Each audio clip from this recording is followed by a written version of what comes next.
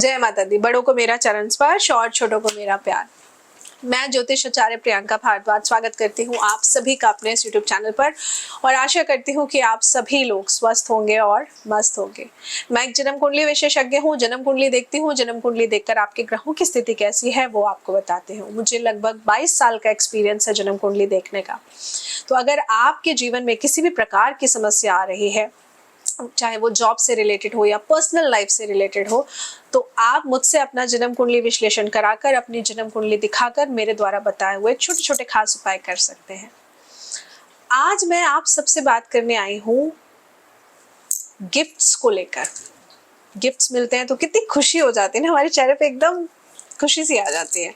ऐसा नहीं है कि हम उन गिफ्ट्स को खरीद नहीं सकते हैं, लेकिन किसी और से कोई उपहार मिलता है बड़ी खुशी होती है। मतलब दिल ऐसे प्रसन्न हो जाता है, चाहे वो चीज़ आपके पास ऑलरेडी क्यों ना हो, फिर भी बड़ा अच्छा लगता है। अच्छा उसने दिया है ना, चेहरे पे अलग ही मुस्कुराहट आ जाती है। जब हम किसी के प्रति अपना प्यार या सम्मान दिखाते हैं तो सबसे अच्छा तरीका हम उपहार के रूप में जो चीज़ें भेंट करते हैं वो माना जाता है ना।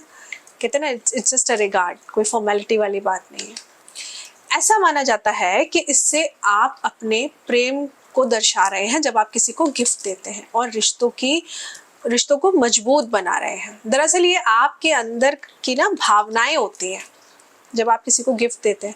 आई एम श्योर किसी से नाराजगी है तो उसको तो गिफ्ट आप कभी नहीं देंगे, लेकिन किसी से अगर खुश हैं आप, किसी ने आपके लिए कुछ किया है, आप उसको थैंक यू बोलना चाहते हैं, आपके अंदर की भावना है, तो आप उसके लिए बहुत प्यारा सा गिफ्ट लेके जाते हैं, है ना।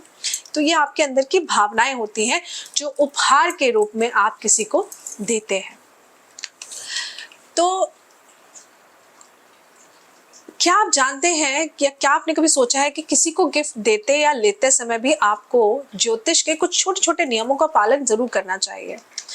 अगर आप ऐसा नहीं करते हैं तो कई बार आपने देखा होगा कि आपने किसी को कुछ गिफ्ट किया और उसके बाद आपके रिश्ते उससे बिगड़ गए, या आपको किसी ने कुछ गिफ्ट किया और आपके रिश्ते उससे बिगड़ गए, है ना।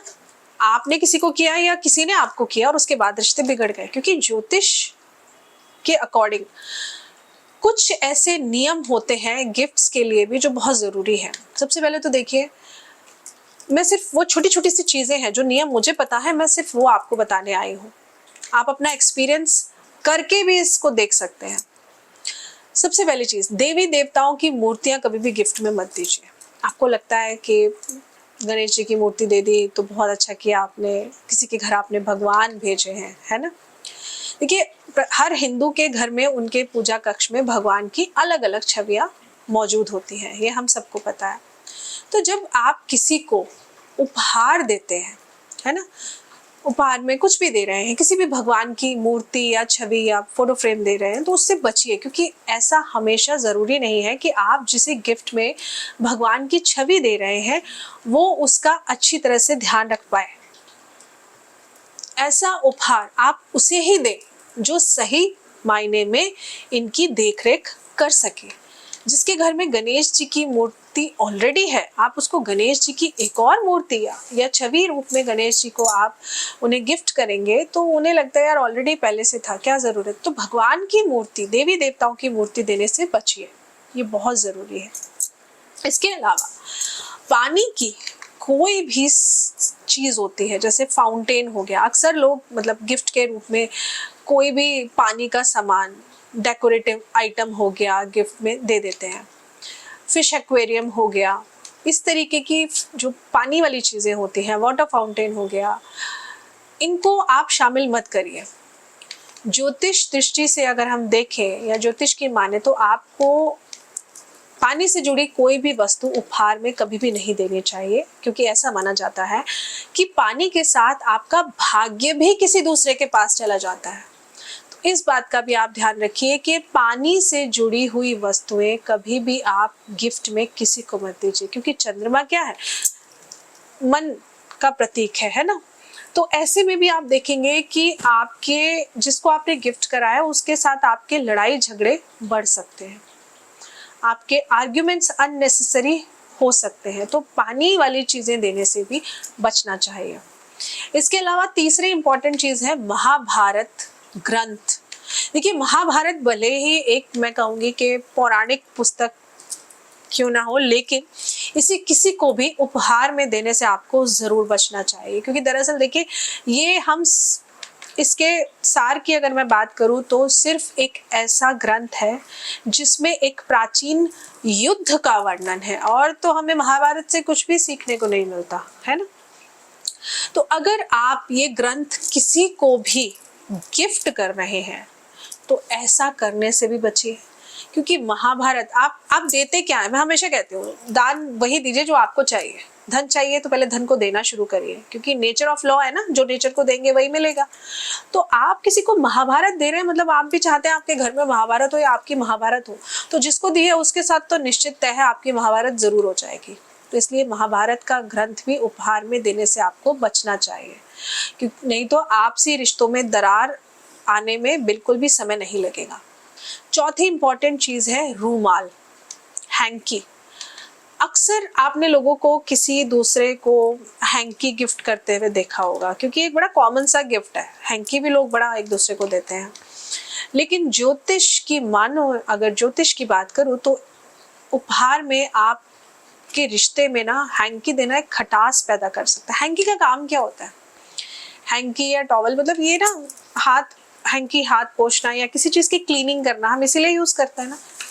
तो ये भी आपको अवॉइड करना चाहिए। ये एक ऐसा गिफ्ट माना जाता है जो इसे पाने वाले के मन में निराशावाद की भावना को पैदा कर सकता है, इसलिए आपको ये भी देने से बचना चाहिए।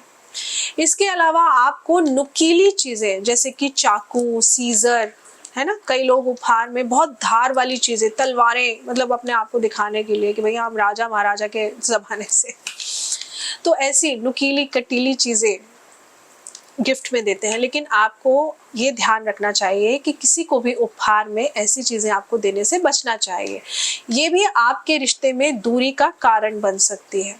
इसके अलावा सिक्स्थ इंपॉर्टेंट चीज, किसी को हैंडबैग या पर्स नहीं गिफ्ट में करना चाहिए। अब आप कहेंगे कि अगर हम ये गिफ्ट नहीं करें तो हम क्या गिफ्ट करें? पहले आप ध्यान से सुनिए। मैंने कहा आपको अपने हाथों से गिफ्ट नहीं देना चाहिए। आजकल कोरियर फैसिलिटीज चल रही हैं, आप किसी को अगर हैंडबैग गिफ्ट करना चाहते हैं आप कोरियर करवा दीजिए, लेकिन अपने हाथों से उसको गिफ्ट मत करिए। अगर आप अपने हाथों से किसी को दान कर रहे हैं या गिफ्ट में ये दे रहे हैं, मतलब पर्स तो नहीं ही देना चाहिए। पर्स में हम क्या करते हैं, पैसे रखते हैं, पैसों से भरा पर्स हम कभी देखा है जमीन पे रखते हुए या इधर उधर फेंकते हुए? नहीं करते ना। इनफैक्ट आप किसी मॉल में भी जाते हैं और अगर वॉशरूम जाना पड़े और तो आप वॉशरूम में बिल्कुल अंदर तक तो अपना हैंडबैग लेके नहीं जाते ना, आप किसी को साथ लेके जाते हैं, मेरा हैंडबैग कैरी कर लेना, है ना। अगर किसी को आप उपहार स्वरूप में पर्स देते हैं तो ये आपकी आर्थिक स्थिति को खराब कर सकता है।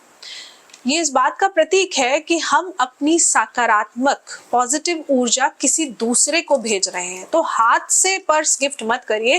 किसी को कोरियर करना है, कोई आपका अपना है, आप गिफ्ट में उसको हैंडबैग देना चाहते हैं तो कोरियर कर दीजिए, लेकिन अपने हाथों से आदान प्रदान मत करिए, इस बात का ध्यान रखिए। इसके अलावा सातवीं चीज है फुटवेयर्स, जूते चप्पल। गिफ्ट के रूप में जूते या चप्पल भी नहीं देना चाहिए, क्योंकि ज्योतिष दृष्टिकोण से देखें ऐसे गिफ्ट आपके रिश्तों में खटास पैदा करते हैं, अच्छा नहीं माना जाता है। इस गिफ्ट से आपका रिश्ता जल्द ही टूटने लगता है। इसलिए फुटवेयर का काम क्या होता है? आप चप्पल पहन के चलते हैं, शूज पहन के चलते हैं, है ना। अब उनको शोपीस की तरह घर में तो रखते नहीं है फ्रेम करके, राइट। तो जब आप ऐसे गिफ्ट किसी को देते हैं, आपके द्वारा दी हुई चीज, तो वो आपके रिश्तों को रगड़ता हुआ आगे तक ले जाएगा। मतलब आपको लगेगा वो बात नहीं रही हमारे रिश्ते में, बस चल रहा है। अब आप ना इन चीजों को रिलेट करके देखना, आपने जितनों को ये गिफ्ट दिए होंगे ना अपने हाथों से, आप रिलेट कर लेना और अपने आप समझ जाओगे कि ऐसा होता है कि नहीं होता है। तो ये गिफ्ट करने से, मतलब फुटवेयर गिफ्ट करने से भी आपको बचना चाहिए। आठवीं इंपॉर्टेंट चीज है काले रंग के कपड़े। कई बार हम लोग अपने प्रियजनों को गिफ्ट में ब्लैक कलर की ड्रेस, या हमें पता है उसका फेवरेट कलर है ब्लैक, है ना, वो दे देते हैं, लेकिन ये जीवन में ना नकारात्मकता का संकेत देता है। अगर आप किसी शुभ अवसर पर किसी को कपड़े गिफ्ट करना चाह रहे हैं तो ऐसे में काले रंग का इस्तेमाल बिल्कुल भी मत करिए। काला रंग भले ही दिखने में कितना अच्छा क्यों ना लगता हो, लेकिन इसे ज्योतिष में शुभता का प्रतीक नहीं माना जाता है। अगर आप किसी को भी उपहार देना चाहते हैं तो ज्योतिष में इसके बारे में पूरी जानकारी आपको जरूर होनी चाहिए। आपको अपने जन्म कुंडली के अकॉर्डिंग क्या क्या गिफ्ट देना सही है या क्या क्या देना चाहिए, ये आप चाहें तो मुझसे अपना जन्म कुंडली विश्लेषण कराकर जान सकते हैं। ये आपको पता होना चाहिए। नहीं तो जो बातें मैंने आज आपको बोली हैं, जो सामान मैंने आज आपको बताए हैं, ये आप गिफ्ट में किसी को मत दीजिए। अगर आप सही वस्तु उपहार में नहीं देते हैं तो ये आपके रिश्तों को सुधारने की बजाय बिगाड़ने का काम करेगा।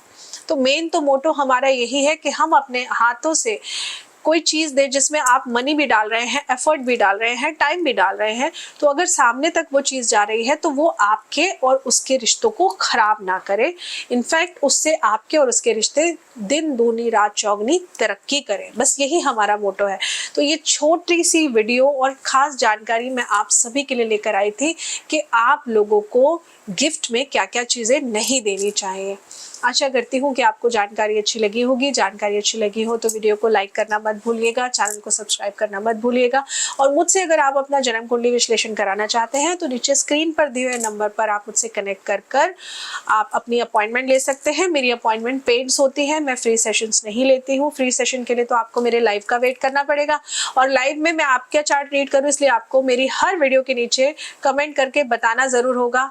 या जय माता दी लिखिए या कमेंट करके कुछ भी, जय माता दी, हर हर महादेव, जय श्री कृष्णा, राधे राधे, कुछ भी लिखिए, पर कनेक्टिविटी तो बनाइए। जब तक वो कनेक्शन हमारे बीच में नहीं बनेगा, मैं लाइव आऊंगी, मुझे पता ही नहीं है XYZ कौन है, मैं कैसे आपकी कुंडली एनालिसिस करूंगी। आशा करती हूँ आपको जानकारी अच्छी लगी होगी और मुझे इजाजत दीजिए अब। जय माता दी।